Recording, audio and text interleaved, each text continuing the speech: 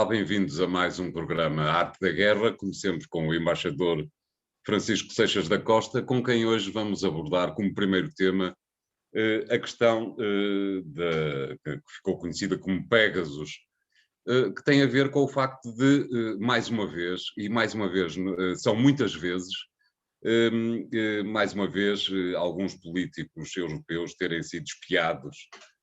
Está constantemente a acontecer, cada vez com mais facilidade, digamos, uma vez que a inteligência artificial não é propriamente uma forma única de conversarmos com os nossos eletrodomésticos preferidos, e, portanto, acaba por ser um pouco bizarro que sempre que mais uma vez sucede uma coisa deste género, o mundo, o ocidental normalmente, se coloca em pé de guerra e, parecendo virgens ofendidas, não consegue entender o que se passa. O que se passa é o que se passa já de há muito a esta parte. Como é que observa mais esta evidência de que toda a gente espia toda a gente, Sr. Embaixador? O nome da empresa israelita que criou o Pegasus é NSO. O nome da empresa, o nome da entidade americana que nos espia a todos chama-se NSA. Não vale a pena pensarmos que o mundo vai mudar neste aspecto. Desde há muito que a questão do espiar a informação e do tentar entrar nas comunicações é uma espécie de jogo de gato e de rato em que se anda. Para a semana foi anunciado agora que a Netflix vai fazer uma série sobre o enigma, a quebra dos códigos alemães feita pelos ingleses em Bletchley Park. É uma coisa da história, e mais do que isto, cada vez mais, tendo em atenção aquilo que são as novas tecnologias, e tendo em atenção que há, provavelmente, gente mais capaz do que a última tecnologia que nos foi apresentada, nós estamos uns atrás dos outros, e, portanto, não há certeza absoluta de que ninguém esteja a ser espiado. Eu recordo-me, quando era funcionário do Ministério dos Negócios Estrangeiros, que me perguntava muitas vezes se aqueles sistemas de cifra que nós tínhamos, quem é que os tinha criado? Qual era a empresa que os tinha criado? A quem é que ela teria eventualmente vendido exatamente os mesmos sistemas ou a maneira de os contrariar? E, portanto, nós vamos viver sempre nisto.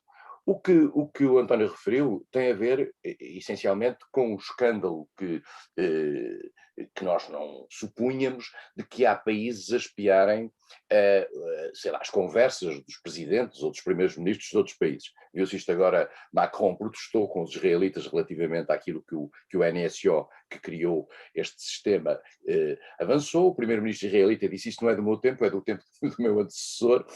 Aliás, em Israel tudo é do tempo do antecessor do atual primeiro-ministro.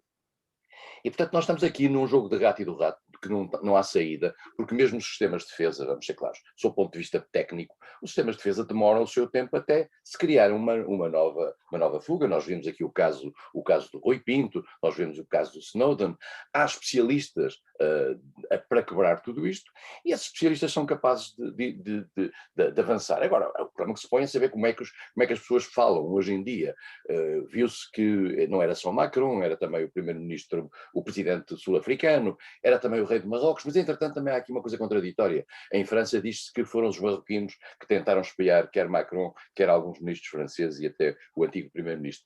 Isto é um jogo de gato e de rato, do qual não vamos sair nunca. Lembra-se que há uns anos também os americanos deram-se conta que os americanos espiavam os telefones de Angela Merkel. Exatamente. E os telefones de já não sei de quem era, de Dilma Rousseff, creio eu.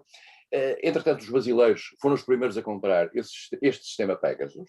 Isto também é muito interessante.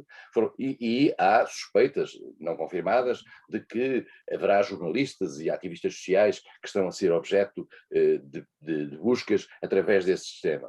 Isto também se passa no México, passa-se nos países do Golfo. E, portanto, isto vai-se. A própria empresa, a NSO, diz: bom, isto é como um carro, eu vendo um carro, depois cada um faz com o carro, se tem um acidente ou não. Bom, se o conceito se aplica aos carros, também se aplica, por exemplo, às metralhadoras. Isto é, pode-se utilizar um produto que é legítimo, a questão é o modo como se utiliza. Só uma última nota para dizer o seguinte: a luta contra o terrorismo, nos últimos, eu diria, 15 anos, 20 anos, 20 e tal anos, em particular depois do 11 de setembro, legitimou muito desta guerra. e pôs esta guerra à margem das leis. Não há leis hoje em dia para isto. Todos nós sabemos que os serviços secretos se vigiam uns aos outros e que procuram entrar independentemente das leis e dos acordos internacionais. Portanto, é uma selva a questão da informação a nível mundial. O facto de nós hoje dependermos das tecnologias como esta faz com que seja praticamente impossível evitar que com o aumento de tecnologias não haja mais quebra de privacidade. E é o que se está a passar. De qualquer maneira, é essa selva que permite a existência de serviços secretos, uma vez que se eles fossem muito regulados, basicamente deixariam de funcionar.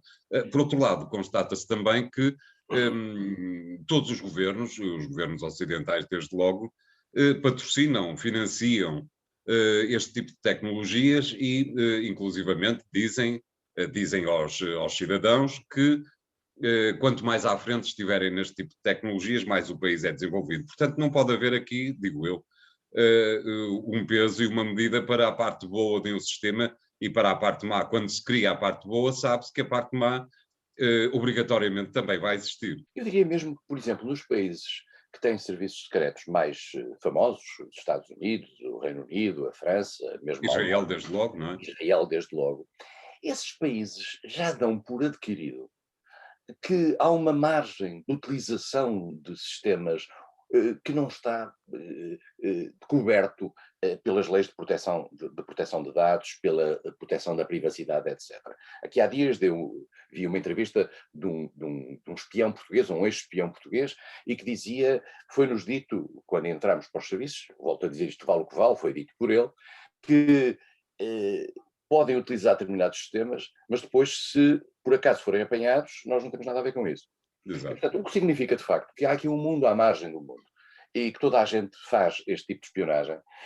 Há aqui também uma outra dimensão, que é uma dimensão que não tem sido notada, porque é aquela que é menos evidente para a opinião pública em matéria de escândalo público, que é a parte empresarial e a parte dos negócios. Muito daquilo que se faz hoje em termos de espionagem das tecnologias é para efeitos de negócios, é para efeitos de quebrar patentes, é para efeitos de ir buscar segredos que podem ser úteis às outras áreas. E é por aqui que as coisas se fazem, e por isso é que estas empresas devem ser altamente rentáveis, porque de facto representam um mundo à frente do mundo. E por isso mesmo, se calhar esta nossa conversa está a ser gravada, e espero com utilidade para aqueles que a estão a ouvir. Exato. Se o Pegasus nos estiver a ouvir a arte da guerra, isso é bom para a arte da guerra. O que quer dizer que as pessoas, de alguma forma, também, todos nós que atiramos tudo o que nos é íntimo para a internet, nos colocamos sob a alçada deste tipo de empresas, não lhe parece? E há aqui um ponto também interessante, que é o seguinte: eu devo dizer que, não posso ir muito longe naquilo que vou dizer, mas que em momentos de alguma tensão no plano internacional e em algumas questões, nós também utilizávamos este tipo de comunicações, as comunicações, para desinformação. Isto é, para Claro. dizer coisas que gostávamos que fossem ouvidas. Exato. E, de facto, porque a desinformação também faz parte da informação. E, portanto, Exatamente. o estar a ser espiado e dizer coisas na esperança que eles que levem a sério aquilo que nós dizemos e que não corresponde bem à realidade, é também uma parte da desinformação. Mas isto, volto a dizer, isto é um mundo que não tem limite, e mais do que isso, as pessoas têm hoje que perceber, ao nível das suas comunicações, viu-se que o Pegasus tinha 50 mil números de telefone, não quer dizer que tivessem sido espiados esses 50 mil números de telefone, mas a possibilidade de que nós, ao carregar ou ao abrir fazer uma chamada, estávamos imediatamente a desencadear um mecanismo de gravação ou de escuta. Nós vimos isto, por exemplo, com a NSA, durante o tempo do terrorismo, durante o tempo mais áureo da luta contra o terrorismo islâmico. A NSA tinha determinadas palavras cuja utilização numa chamada telefónica desencadeava imediatamente uma busca e um isolamento daquela questão. Há aquela história famosa da senhora que telefona do aeroporto de Los Angeles para alguém em França e que diz: olha, se calhar a mala tem uma bomba, e 10 minutos depois é presa, porque suspeitaram que ela podia ter a bomba na mala. Portanto, o que significa que a palavra bomba desencadeou tudo isso. Hoje em dia deve ser um pouco assim. E nós vamos aprendendo isto à medida que os livros de espionagem, os novos livros de espionagem vão aparecendo, e não apenas os code breakers da Segunda Guerra Mundial. Exatamente. Muito bem, vamos fazer aqui o primeiro intervalo. Voltamos já de seguida com novos temas. Até já. Bem-vindos à segunda parte da Arte da Guerra, desta vez para irmos até a Itália, onde acontecem dois sinais de sentido contraditório. Por um lado, o governo de Mário Draghi parece estar no bom caminho para recuperar a economia e tem todo o apoio de Bruxelas para gerir a bazuca italiana, que é, aliás, das mais potentes da Europa, e, por outro lado, talvez também por isso, eh, a política pura e dura italiana começa a tentar minar o governo tecnocrata. Temos aqui duas questões. Por um lado, o facto de os governos tecnocratas, um ano e meio, 2 anos no máximo depois de entrarem em atividade, começam a ser bombardeados pela economia, pela política pura e dura, e por outro lado, se acontecer qualquer desgraça ao governo de Mário Draghi, aparentemente que a recuperação da economia poderá ficar colocada em causa, não lhe parece, Sr. Embaixador? Draghi era uma esperança extraordinária para a Itália. A Itália Exatamente. teve 3 governos em 3 anos. O último É uma governo boa já média. sim, o último governo já era um governo tecnocrático, digamos, com um líder tecnocrático. Conte era um pouco um líder tecnocrático, hoje está mais político. Draghi era talvez a figura italiana mais prestigiada no cenário internacional, Exatamente. pelo seu percurso, que já era um percurso também italiano, mas também dentro da Itália, mas também pelo percurso internacional, em particular pelo período que teve como presidente do Banco Central Europeu, onde é manifestamente uma estrela, e há quem diga que o euro lhe deve a vida, se Exatamente. pode dizer. Draghi consegue, com alguma habilidade, com algumas negociações, com um papel interessante, que está a mudar um pouco a vida política italiana, do Presidente da República. Depois de Giorgio Napolitano, Sérgio Matarazzo tem vindo a conseguir uma influência maior do que era tradicional nos presidentes italianos. Os presidentes italianos, como é sabido, são eleitos pelo Parlamento, o que lhes Exato. cria uma dependência muito grande e normalmente os enfraquece, mas à medida que os governos são eles próprios também fracos, o presidente é um fator e mais uma âncora de estabilidade. Draghi entrou bem, entrou exatamente no momento do anúncio da grande bazuca para a Itália, a bazuca italiana, julgo que é talvez das maiores, ou talvez a maior nos países europeus, nos países do euro. Exato. Convém lembrar que a economia italiana é a terceira economia do euro, atualmente, depois da saída do Reino Unido. Draghi tem um crédito extraordinário no plano europeu, ao nível das instituições europeias, que o conhecem muitíssimo bem, e tem também um crédito extraordinário, e esse é um ponto importante, que às vezes não damos conta, não sublinhamos suficientemente, junto dos Estados Unidos. A Itália hoje vista como um elemento fundamental da estabilidade europeia pelos Estados Unidos. E não é por acaso que Anthony Blinken foi a Itália, teve conversas com Draghi, não é por acaso que Draghi faz, na última reunião do G7, aquela declaração de que ia repensar o apoio italiano à nova rota da seda chinesa. Isso é música para os ouvidos americanos, que vivem Exato. extremamente preocupados com o avanço chinês na Europa, em particular. E Draghi é um tecnocrata, mas é um tecnocrata particular, porque é um tecnocrata que, apesar de tudo, tem uma grande experiência política. O facto de Draghi ter feito a sua primeira visita internacional à Líbia, antiga colónia italiana, e um país importantíssimo naquilo que é a relação, por exemplo, ao nível da imigração ilegal no Mediterrâneo, e ter Exato. dado sinais muito interessantes relativamente à própria estabilidade do Mediterrâneo. Draghi faz um ataque fortíssimo ao líder turco, e faz uma que levou inclusivamente Erdogan a reagir de uma forma muito violenta. Draghi teve, depois dessa declaração, o apoio da Comissão Europeia. Exatamente. Portanto, e avançou agora para um terreno complicado na Itália, que é o terreno da justiça. Conte, no seu último governo, tinha feito uma reforma da justiça. Draghi está a pôr em causa a reforma da justiça de Conte, dizendo o seguinte, dizendo aquilo, aliás, que disse um pouco o presidente do Supremo Tribunal português, que é preciso tornar a justiça mais expedita e, em particular, é preciso reduzir os períodos de recurso, etc. Conte já reagiu quanto a isso, mas, no entanto, não pôs em causa o apoio que o seu partido está a dar a Draghi, e como é sabido, Draghi conseguiu um apoio largamente maioritário no Parlamento, quer na Câmara dos Deputados, quer no Senado, e mais do que isso, conseguiu talvez a maior maioria em termos de aprovação do governo, de um governo italiano, desde há muito tempo. Mas nós, em matéria de estabilidade em Itália, temos sempre que ser prudentes e realistas. Estas coisas duram até o momento em que duram.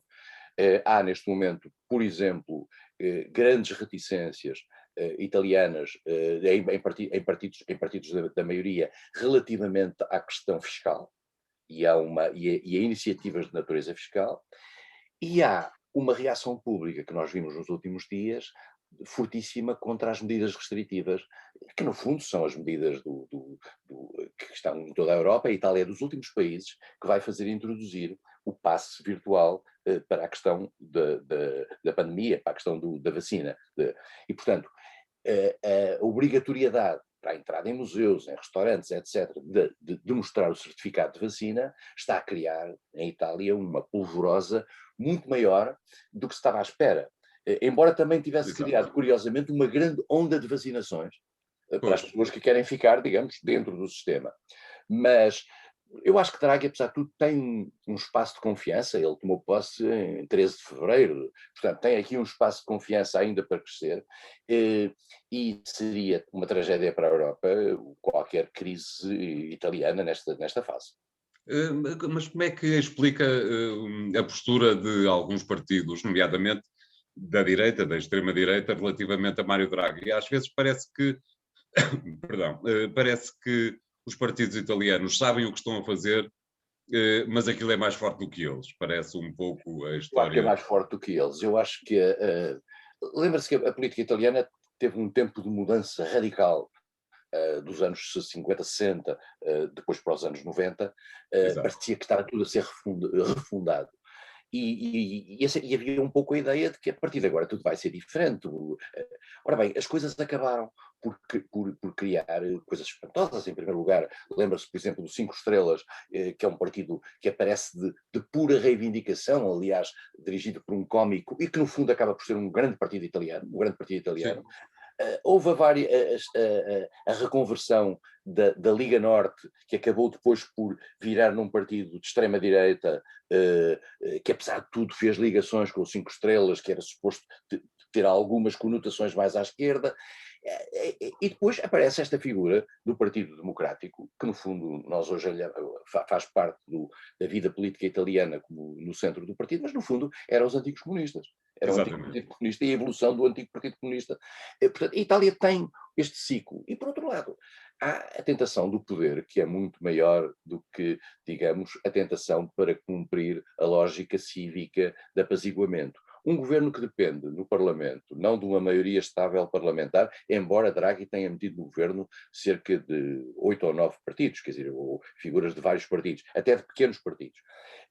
Mas a tentação da liderança é muito grande em Itália, a tentação do protagonismo é muito grande em Itália, e naturalmente Draghi vai fazer sombra, e começará a fazer sombra. E mais do que isso, a possibilidade de Draghi se manter será seguramente uma sombra muito grande sobre as ambições de alguns de se projetarem no poder. E qual é que lhe parece que é a área ideológica, digamos, que mais que mais pode ser temível por parte de Mário Draghi? Está mais exposto à direita, à extrema-direita, ou ao centro-esquerda? Eu acho que ele no centro-esquerda tem, apesar de tudo, um grande apoio. Eu acho que as ameaças virão mais à direita. Não acredito que a esquerda seja o setor da política italiana que ponha mais em causa a política de Draghi. Em primeiro lugar, porque Draghi apoia-se no próprio Partido Democrático, que é um partido de centro-esquerda. Depois, porque não há uma esquerda parlamentar forte, contrariamente à direita. Há uma direita e uma extrema-direita parlamentar forte em Itália. E, por outro lado, estes movimentos que nós vemos hoje polarizados na Europa para a disrupção dos próprios sistemas, assentam mais na extrema-direita do que na extrema-esquerda. Exatamente. Apesar disso, peço desculpa por interromper, apesar disso, o Matteo Renzi, acabamos sempre por não conseguir compreender muito bem os zigue-zagues, os enormes zigue-zagues que são a sua política desde há muitos anos a esta parte. Mas a Itália, estas coisas, a Itália é um bocadinho como o Médio Oriente, quer dizer, nada é o Exato, que é. Quer dizer, e exato. em particular a gestão das ambições é algo que a Itália é das coisas mais imprevisíveis, E mais do que isso, até em determinados momentos, como se viu, por exemplo, na crise financeira, e nós temos que perceber que a Itália, independentemente de tudo o que aí vem, e tem uma bazuca absolutamente extraordinária. O dinheiro que aí vem da Europa para a Itália é uma coisa eh, monstruosa, digamos, mas há muitas dúvidas de que isso não continua a ter um impacto sobre a dívida, e há uma coisa que nós devemos à Itália, é que provavelmente, eu costumo dizer isto com este conceito imperativo, mas digo por convicção, eu acho que nós hoje temos Portugal no euro e a Grécia no euro graças à Itália, Exatamente. porque a Europa não quis ver a Itália romper, como não quis ver a Espanha, e nós, no fundo, apanhámos a boleia para nos sustentarmos no euro, não obstante aquilo que eram as dificuldades de Portugal para cumprir as metas de convergência. Mas as metas de convergência estão aí, elas vão ser provavelmente discutidas, rediscutidas, o plano de Pacto de Estabilidade vai ser discutido, haverá margens de flexibilidade, mas não nos iludamos. Algumas convergência, algum rigor orçamental nesta matéria terá que existir, Claro, porque as dívidas não se esquecem, as dívidas estão ali para pagar. exato. Pode haver taxas de juros baixas que façam com que o serviço da dívida seja baixo e isso não se repercuta sobre os orçamentos de alguns anos. Mas a prazo, a dívida está lá para ser paga, Claro. particularmente para os países sérios. Exatamente. Muito bem, vamos fazer aqui o segundo intervalo. Voltamos com o último tema de hoje. Até lá. Bem-vindos à terceira parte da Arte da Guerra, desta vez para debatermos com o embaixador Francisco Seixas da Costa a questão do gasoduto Northern Stream 2, há provavelmente haver um 3, para já estamos só no 2, que foi alvo de um acordo entre a Alemanha e, para os mais distraídos, estranhamente, entre a Alemanha e os Estados Unidos. O gasoduto está prestes a entrar em funcionamento, tem sido alvo de enorme polémica, pelo menos desde que foi lançado, já faz muitos anos. E, aparentemente parece que está prestes a começar a ser usado, nada indica que não venha a ser usado, até porque havia uma questão de um ónus financeiro tremendo, se o gasoduto, que tem 1200 quilómetros, agora de repente deixasse de ser utilizado. Mas tudo isto tem a ver também com outra questão que eu colocava ao Sr. Embaixador, que me parece muito interessante, que tem a ver, por um lado, com a dependência energética da Europa, principalmente da Alemanha, relativamente à Rússia, mas mais acima disso, digamos, tem também a ver com as relações entre a Rússia e o Ocidente, a União Europeia e os Estados Unidos principalmente. Até que ponto é que, na sua ótica, lhe parece que as diferenças que se vão avolumando entre a Rússia por um lado e este Ocidente por outro farão com que a Rússia vá acabar por cair nos braços da China numa amizade improvável que, com certeza, a NATO e a Casa Branca terão como a pior de todas as notícias. Eu só gostava de fazer uma contextualização de um minuto relativamente ao Nord Stream 2. O Nord Stream 2 é a duplicação de um gasoduto que já existe e que vem pelo Báltico e que atravessa as costas quer da Dinamarca, quer da Suécia, e que a sua duplicação faz com que o gás venha diretamente para a Alemanha vindo da Rússia, evitando aquilo que é o gasoduto que existe através da Ucrânia. E a Ucrânia tem, com esse gasoduto, um ganho anual de cerca de 3% sobre o seu PIB. E esse ganho existe. E há declarações de 2018 de personalidades da empresa russa que trata do gasoduto ou que trata que é interessada nesta matéria, a Gazprom, que curiosamente tem como um dos grandes assessores o antigo chanceler alemão Gerhard Schröder. Exatamente. Mas este responsável, em 2018, disse que a ideia era reduzir até 15% para ficar até 15% a passagem pela Ucrânia, e a ideia que havia é que no final deste atual contrato, que tem a ver com a passagem do anterior, do outro gasoduto pela Ucrânia, em 2024, as coisas poderiam ir a zero. Ora bem, este acordo que existe, que foi firmado, que foi rápido, aliás, é um acordo estranhamente muito rápido, foi conseguido pela parte americana por Anthony Blinken, que disse: nós não podemos lutar contra um fait accompli, algo que já está praticamente criado. O gasoduto Nord Stream 2 está criado a 92%. Exato. E convém dizer, isto não é um negócio puramente alemão e russo. Claro. Em que estão envolvidas empresas austríacas, francesas, inglesas, britânicas. Portanto, há um conjunto de dinheiros europeus dos Países Baixos, há um conjunto de dinheiros europeus que está ali envolvido nesta matéria. E, portanto, agora, isto pode criar, de facto, uma dependência face à Rússia maior e, em particular, pode criar uma grande dificuldade à Ucrânia. O acordo é feito na seguinte base, é um acordo, digamos, de princípio, no sentido de dizer, se acaso a Rússia vier a utilizar a utilização do gasoduto 2 em 2024 para prejudicar a Ucrânia, a Alemanha tirará daí as suas consequências. Vamos ver se tira ou não. É preciso perceber que o possível novo chanceler que substituirá a senhora Thatcher é favorável ao Nord Stream 2, digamos, de uma forma muito alargada. O líder do Partido Trabalhista, do Partido Social Democrata também, só a líder do Partido Verde é que é mais reticente relativamente ao Nord Stream 2. Para a Alemanha é muito importante isto, porquê? Porque a Alemanha depende do gás russo, criou essa dependência, a circunstância de ter acabado ou de estar num processo de desmantelamento da sua energia nuclear torna ainda mais dependente disso. A Alemanha importa 98% do seu petróleo e do seu gás.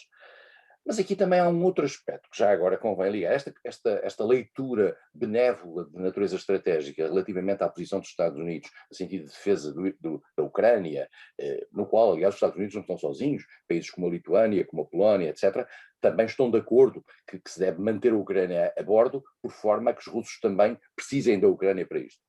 Mas há quem diga que os Estados Unidos também estão interessados nesta fase em que começaram a produzir gás liquefeito e em que aumentaram extraordinariamente a exportação de gás liquefeito dos Estados Unidos para a Europa, estão a tentar ganhar mercado.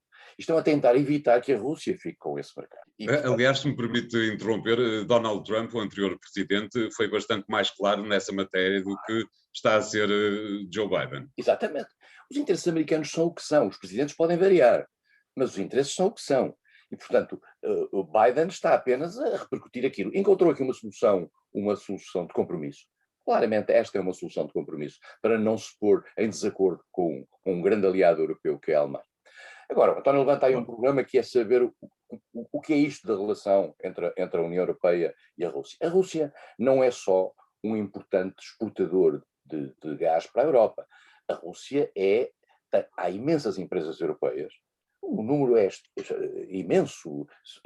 Uma vez li um número relativamente à Bélgica, que a Bélgica tinha 3.000 empresas que operavam na Rússia.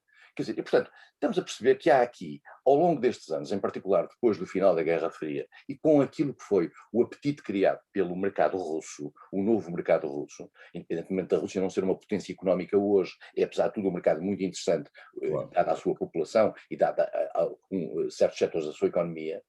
E, portanto, a Europa precisa da Rússia. Fez sanções, a quando da tomada da Crimeia e da ocupação da parte do Donbass por rebeldes apoiados pela Rússia.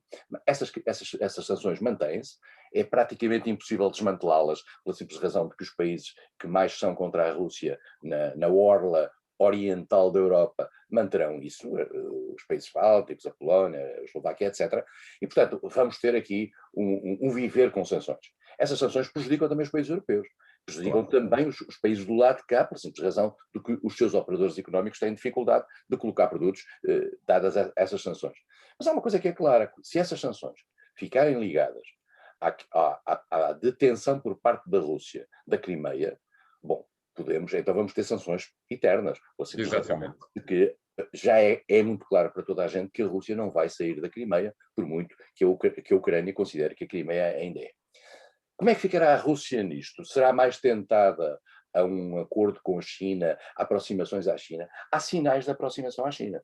Há Exato. sinais de aproximação e de diálogo até estratégico na Organização de Xangai, que é uma estrutura que junta países da Ásia Central, da China, países da Ásia Central e a Rússia, e há, inclusivamente, até ao nível militar, tem havido treinos conjuntos, etc. Há uma rivalidade objetiva antiga entre a Rússia e a China. A Rússia hoje não pode disputar aquilo que é o papel da China no quadro mundial. A Rússia não tem uma economia à altura de uma qualquer rivalidade com a China. Pois, claro Por que isso não. mesmo pode cair um pouco na órbita da China. É porque aqui sendo a China hoje o grande propulsor de uma ordem autoritária mundial, alternativa até às democracias, e por isso Joe Biden queria lançar a tal cimeira das democracias, etc., a Rússia estará mais próxima dessa ordem autoritária, como estará, aliás, Claro, Erdogan, como estará, aliás, Orbán, do que de uma ordem democrática tradicional gerida pelas regras da democracia liberal. claro. E por isso a Rússia, até para a autoproteção e para reforçar os seus interesses, é capaz de jogar juntamente com a China no futuro. A grande questão que está em saber como é que se vai romper isto. Não sei se reparou que no penúltimo, creio, Conselho Europeu, a certa altura, Macron e Angela Merkel queriam fazer um diálogo com a Rússia. No fundo, Exato. para emular aquilo que tinha sido a iniciativa de Joe Biden quando do sua deslocação à Europa. O resto dos países reagiram e, portanto, até pela primeira vez se disse, parece que a Europa já não obedece ao eixo franco-alemão. Bom, de facto não obedece, e em particular quando no eixo franco-alemão há uma líder alemã que está em phasing out e é assim Sim, claro. um bocadinho o lame duck e uma figura em perda de poder, e Macron também não está nos seus melhores dias em Exatamente. termos internos, isso funciona assim. Mas eu não acredito que cedo ou tarde nós não tenhamos que fazer uma conversa com a Rússia, porque é com os inimigos que se fala, mais até do que com os amigos, para tentar encontrar Exatamente. um terreno de alguma convivência. E a Europa não pode estar a abrir frentes, não pode estar a abrir frentes com a China, não pode abrir frentes com a Rússia e criar uma situação de algum isolamento, porque a força da Europa é normalmente a capacidade da sua economia e a capacidade das suas relações externas, não é uma potência autocentrada no seu próprio mercado. E, por outro lado, parece-me que não há grandes hipóteses de a Rússia deixar de ser vizinha da União Europeia, sendo certo que também não há grandes hipóteses de a Rússia alguma vez ser vizinha dos Estados Unidos. Isto é, as relações com a Rússia são diversas do ponto de vista dos Estados Unidos ou do ponto de vista da União Europeia. Não lhe parece que um alinhamento da União Europeia à Casa Branca relativamente à Rússia pode ser contraproducente? Eu tenho a sensação que os Estados Unidos, nos vários ciclos, nunca colocaram excessivamente a Europa na sua relação direta com a Rússia. Isto porquê? Em primeiro lugar, porque os Estados Unidos têm com a Rússia um diálogo a nível de armamento nuclear Claro, que é autónomo. E que se passa como se passa com os inimigos. Vamos ser claros, pode ser, não é só os adversários, mesmo com os inimigos. Esse diálogo tem que ser tido. Foi assim que se conseguiu, digamos, o desmantelamento não só dos arsenais nucleares, como também foi conseguido todos os acordos que se fizeram após a Guerra Fria, ou no termo da Guerra Fria, relativamente às forças convencionais na Europa. o jeito que dava o Pegasus nessa altura, se já existiu. Exatamente, mas os Estados Unidos já tinham algum Pegasus no ar, quer dizer, Exato. eu não sei neste quadro, o que a Europa não sabe bem, vamos ter claros também, quando nós falamos em Europa, falamos de que Europa? Qual é a vontade europeia comum que é capaz de se expressar? A vontade europeia política, hoje em dia, é um denominador comum muito baixo. Porque perante questões muito importantes, há muitos países que fogem do mainstream da Europa. E eu não sei se é possível decantar uma vontade europeia. Nós sabemos que há um desagrado profundo da Europa relativamente à Rússia. Viu-se isso com aquela patética ida do representante de Josep Borrell a Moscovo. Mas há poucas coisas em que a Europa seja capaz de manter uma voz única. Eu não Certo. acredito que a Europa se deixe ficar numa dependência da estratégia dos Estados Unidos.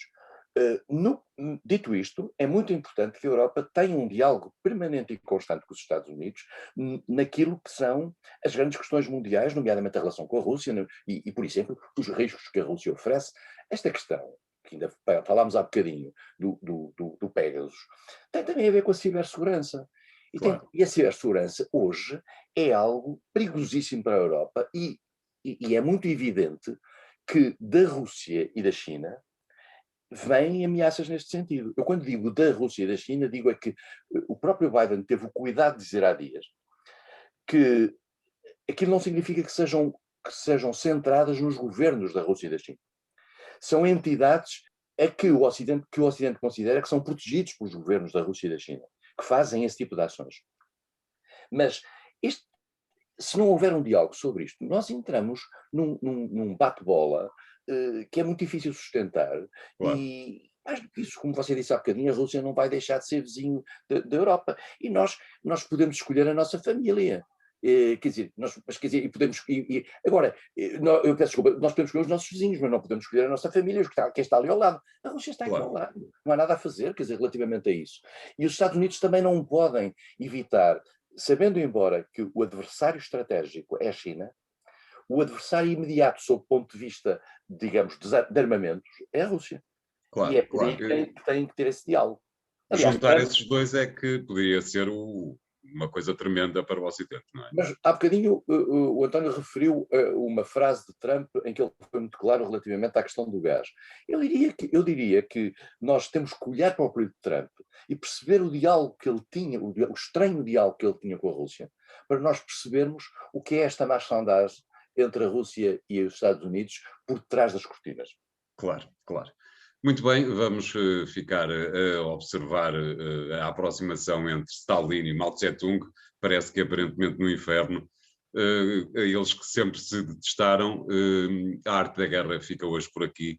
Para a semana voltamos com 3 novos temas. Até lá, obrigado.